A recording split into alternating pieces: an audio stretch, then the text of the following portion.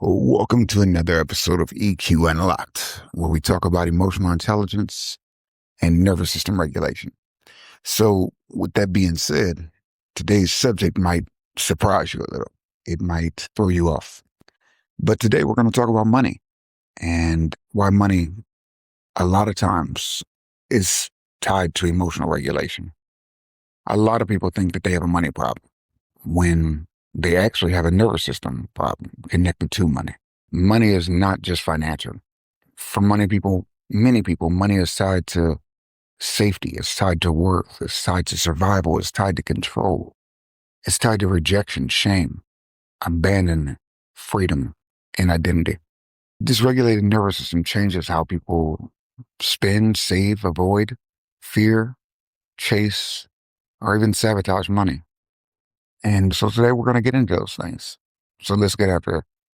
So have you ever noticed how money can completely change your emotional state? One bill, one overdraft fee, one unexpected expense, one opportunity, one rejection. And then suddenly your anxiety spikes, your confidence disappears, your overthinking begins, your impulsive decisions happen, shame might surface, and a sense of survival kicks in. Or on the opposite end, let's say you get a little boost of money. You get, let's say, for example, your income tax is back. And all of a sudden you feel like you're on top of the world. You can buy anything, you can do anything. You have all this freedom. You have less stress, you know. But what I've noticed, because I know a lot of people from various different backgrounds, I've met millionaires, billionaires, know people who are homeless. I know people who are somewhere in between.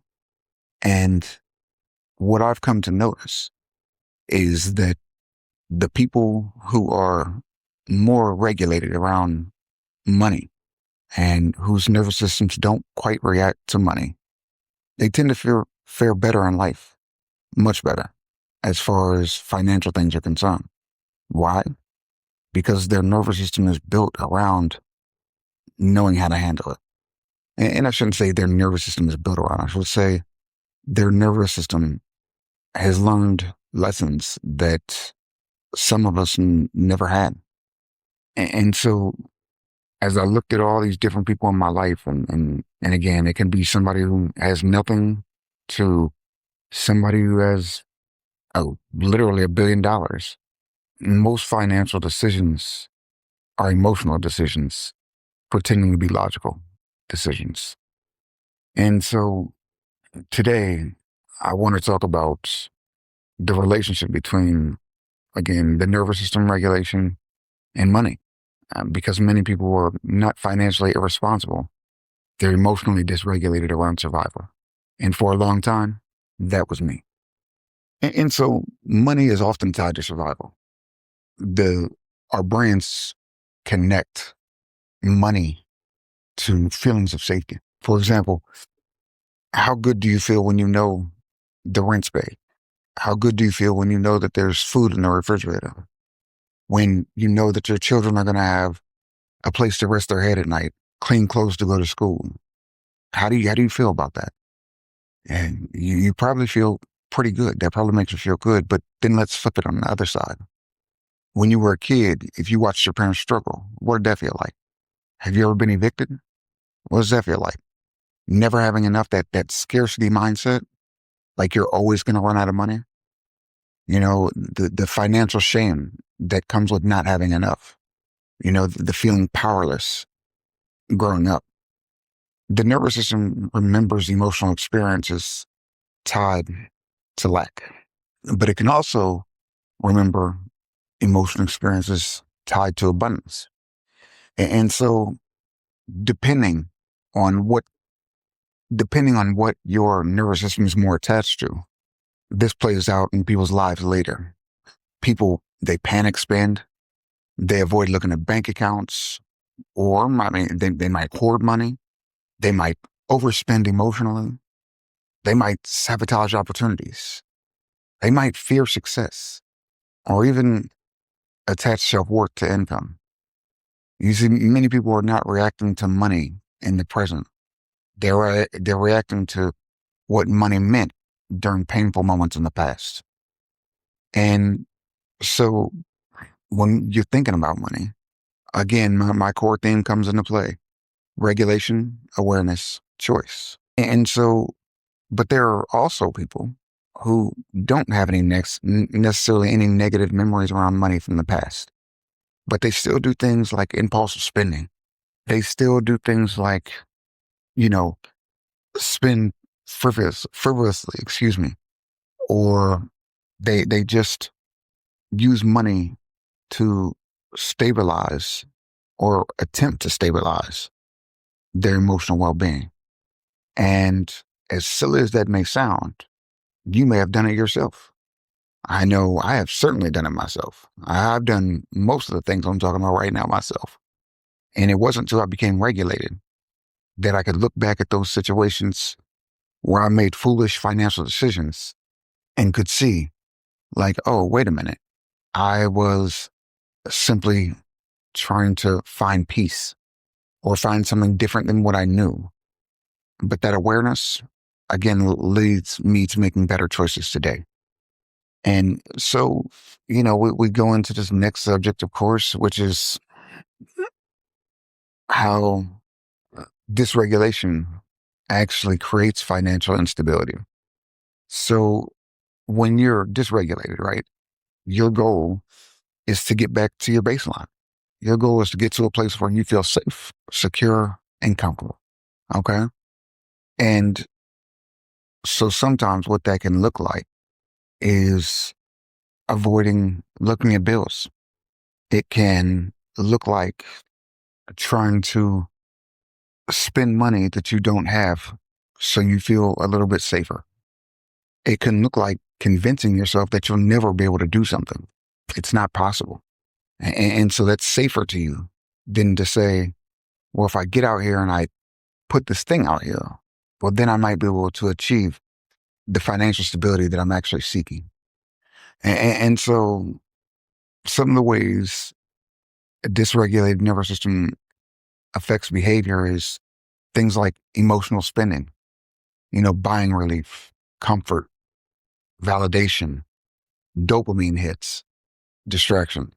We talk about avoidance and avoiding bills, ignoring bills, avoiding the numbers, avoiding taxes, avoiding responsibility because activation feels overwhelming. It's just too much. Impulsive behaviors. So that might look like quick investments or risky purchases or fear-based choices. It might look like overworking, using productivity to try and outrun the emotional discomfort, right?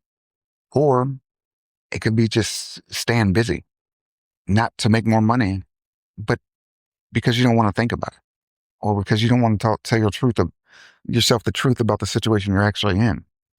It can be that scarcity thinking, feeling like there's never enough, even when things are stable. A dysregulated nervous system struggles to create long-term stability because survival mode prioritizes immediate relief over long-term strategy. And so what I mean by that is that when your nervous system is out of whack, and you're super stressed out or something's bothering you a lot or whatever the case might be, you know, your nervous system is seeking that relief. And so I've said this once and I say it a million times, your nervous system is not about happiness. It is not about a long-term plan. It is about survival right here in this second. So whatever is going on that's going to make you feel like you can survive this second, you're going to do that thing. And so I remember there was a time, and this was many years ago. And essentially what happened was I was in a relationship, and this young lady, she had been raised around money. And so I was hoping that she could oversee the finances in our relationship because frankly, I was just horrible at it. I could earn money. That wasn't a problem. But to manage it, that was something totally, totally out of this world difficult for me. Of course, I didn't realize that at that time it was tied to my own emotional regulation. Had I realized that, that might have been a different story, but I didn't. So when I caught how reckless her spending actually was, and when I saw that, I got extremely afraid. Not because of the fact that I thought that it was going to impact us on a long term basis, but because I thought to myself, two people who can't handle money with a family to take care of, we are in some serious trouble. We are in some serious trouble. And I didn't realize at that time, but that situation activated something in me. And it was a great fear. It was a great fear, much greater than I can really describe or even understand, frankly. But that's what it was. And so that was just one example of, you know, something that came up in my life, and so under chronic stress, people, they miss opportunities, they underperform, they emotionally react at work, they burn out faster, they struggle with consistency. And so day in and day out, they're going to work to get this money that they need to live. But if money is tied to emotional regulation, right? Being a good steward of money is tied to emotional regulation, and your work environment is causing more dysregulation, you're going to just continue to not do well with money until you understand that regulation piece is going to be key between what you do with your next check and how you feel while you're earning it. And so, I want to talk about my own relationship with money for a little while. There were most of my adult life, there was instability around money, right? And I'm not proud of that by any means. However, I am proud of the fact that I can recognize it, I understand it, and I've worked very hard to change it. You see, there was a point when, and I've talked about this before, but I owned my own company. I was doing quite well financially. I had a couple people contracting for me, so money wasn't really an issue at that time. But what I realized is that the more money I earned, the more money I wasted. And it was in my mind, in my brain. It was very logical at that point, very logical. You see, this particular time in life that I'm talking about, I owned a mentoring business. And so my job was to help kids feel better and to do better in life. And I'm proud to say that all the kids that I worked with, from what I've heard about all of them, they're all doing good things with their life now. And some of them have families. Some of them, well, they're employed full time. They're making strides in their community to make it a better place. And all of these kids that I work with, and I'm not, they were expected to go down a path that wasn't that great. And so, anyway, I'm sorry, I got off on my tangent, but, you know, my instability around money led to me doing things like putting up billboards for these kids because they would never see their face on a billboard in that community if I wasn't the one to do it for them. That's an emotional decision. That's not a financial decision, not a good one anyway. It led to me that emotional dysregulation actually led to me shutting down this company that I loved what I was doing. I was very good at it, right? But because of the dysregulation that I was experiencing at that time, I ended up shutting down this company that was helping all these kids, right? And so I was forced to learn how to become an employee. I, I then felt a different type of emotional pressure from these different work environments. I worked in healthcare settings, worked in factories, I worked in call centers. I you know, worked in all these different environments. I worked in treatment centers for kids, all for much less pay than I was making for myself, much less. And so with that came fear. What if I'm not going to have enough? then shame set in of, oh my gosh, I let the situation get the best of me, and along with that came guilt of the impact it had on the people I loved. And then came a phase of rebuilding, you know. But before I could rebuild, I had to get over this hump of wanting to prove myself. And most of all, before I could rebuild, I had to understand the attachment between money and my identity. Yeah, you see, money itself was not always the trigger. That wasn't always the trigger. But it was only after I got out of that situation and I looked back that I could understand and see how many of my decisions were rooted in fear, shame, guilt, and how those feelings led to this spending that I was doing, this stupid, stupid spending that I was doing. And so money itself, again, that wasn't the problem, but how I was spending it, what I was doing with it was a clear sign of the problem. So what money actually represented was the trigger. It was safety. It was freedom. It was worth. It was fear of failure. It was fear of not being enough. You see, I realized that I wasn't just trying to make money. I was trying to regulate emotional pain through achievement. And it didn't work. Didn't work. It couldn't work. And so once I got over that, once I got over tying money to an achievement, to a sense of self-worth, and to the feelings surrounding the fact that, wait, I I don't have to earn more. I don't have to achieve something to be worthy of love because I've already had love. And once I realized it, once I connected all those dots, and for women, I don't know. For women, this may not be as big of a problem. I could be wrong. Correct me if I'm wrong. I'd love to hear your feedback as always. But for men, a sense of achievement is definitely tied to a lot of self-worth, right?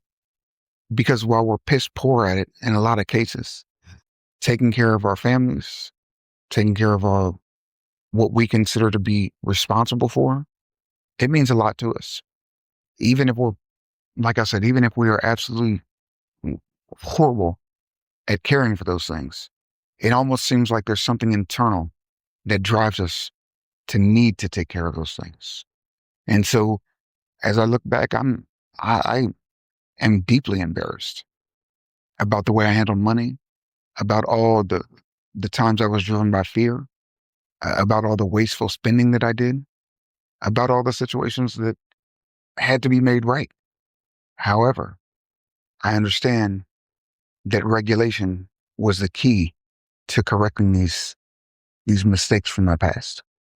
Regulation, awareness, choice. And so regulation very much changed financial behaviors. You know, regulation improved my patience. It improves clarity. It improves long-term thinking. It improves emotional tolerance. It improves consistency. It improves discipline. It improves decision making. You see, regulated people recover faster after a financial stress instead of spiraling for days or weeks. It's breathing before reacting. It's looking at the numbers directly. It's slowing down purchases. It's making decisions from clarity instead of panic. It's owning when you make a mistake, right? It's understanding that things can always improve, but you're going to be the one to improve yourself before you can improve the outside world. The financial stability often begins with nervous system stability. And I use nulls to improve my regulation. I use nulls to overcome that scarcity mindset. I use nulls to consistently improve my behavior, you know, and that behavior that I improved, well, it changed outcomes. And because those outcomes changed, I was able to develop ORS, right? And ORS is a way for employees to perform better at work, to regulate during the moments that dysregulate the nervous system, to recover faster. But none of that would have taken place had I not had all these downfalls beforehand. So when it comes to money, the real goal is freedom. It's not just money. People think it is. People think it's just money. Oh, well, if I just had a better car, if I just had a better apartment, or if I just had a house, or if I, no, the goal is actually not money at all. The goal, what you hope to gain from money, when you really, really think about it, is actually not even material things in a lot of cases. The goal is peace. The goal is clarity. The goal is safety. The goal is stability. The goal is freedom. The goal is choice. The goal is dignity. And so when you realize that that's the whole goal of you earning more money, and then you realize that, wait a minute, I can have these things without money, right? I can have these things right now where I'm at. And I can still, and if there's material things I want, I can earn more money. That's no problem. But these things, this is peace, clarity, safety, stability, freedom, choice, dignity. These things are the core of what you're trying to achieve. So think about how much better, more money you can make if you operated from a place of peace, right? And a regulated nervous system. And this is the thing that I learned, and it changed my life forever. A regulated nervous system stops treating every financial moment like a life or death situation. Money amplifies nervous system patterns. It rarely fixes them. That's why you see people with plenty of money who are erratic, and they make piss poor decisions, and sometimes they lose everything, and they never tie it to their nervous system. They never even realize that it has anything to do with who they are internally. There's a great book called Rich Dad, Poor Dad by Robert Kiyosaki. And he talks about growing up with this wealthy dad and a poor dad. And the poor dad, well, he was an entrepreneur. I'm sorry, the rich dad was the entrepreneur. He always had his hand in many businesses. He was a junk man. He did all these different things. And that was his rich dad. His poor dad was actually a professor at a college. And in his book, he goes in and he talks about how and why he considered one dad the rich dad and one dad the poor dad, and how it worked out for him in the end. And if you've never read that book, I would strongly suggest you grab it. But when you understand, how your nervous system is tied to money, and how a lot of the decisions you may be making are coming from an emotional place, you start to make different decisions. And so some of you listening are not bad with money. You're exhausted. You're overwhelmed. You're operating from survival. And it doesn't matter how much money you make. I know people who, again, earn $100,000 a year, and they're very much operating in survival mode. They're living paycheck to paycheck, right?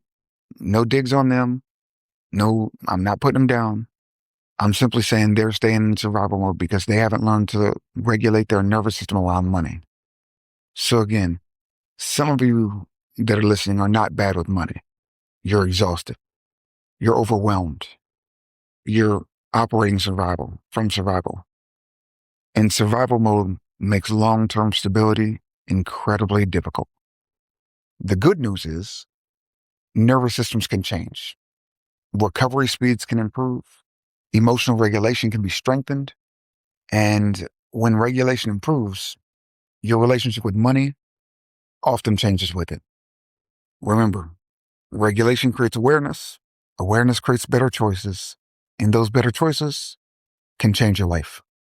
As always, folks, I appreciate you guys joining me for another episode of EQ Unlocked, where we talk about the emotional intelligence and nervous system. I appreciate all the support.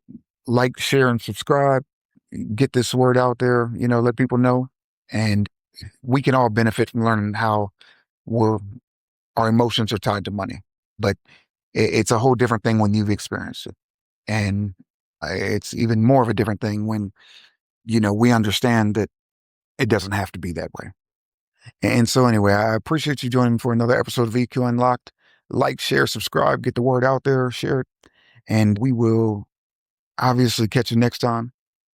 Visit MatthewFStevens.com to learn more about NOLs, to learn more about ORS for your company. And, if there's anything I can do to help, keep those emails pouring in, keep those, you know, keep that support going and growing. I appreciate you guys so much. Check out some podcasts I've been on. I recently, just do a quick internet search. You'll see those episodes of me on other people's shows. And I just appreciate everything. I appreciate all the love, the support. And I really hope that this is helping you as much as it's helped all the others who've reached out to me. So as always, be amazing, be you.